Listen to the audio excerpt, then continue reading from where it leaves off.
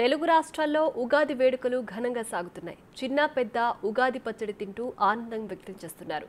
చాలా ప్రాంతాల్లో భక్తులు ఆలయాలకు వెళ్లి ప్రత్యేక పూజలు చేస్తున్నారు.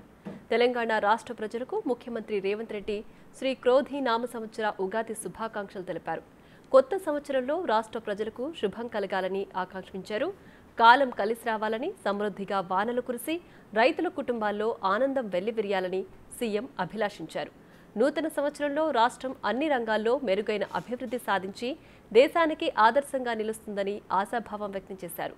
మన సంస్కృతి సాంప్రదాయాలు చాటి చెప్పేలా ఉగాది పండుగను సంతోషంగా జరుపుకోవాలని సీఎం పిలుపునిచ్చారు.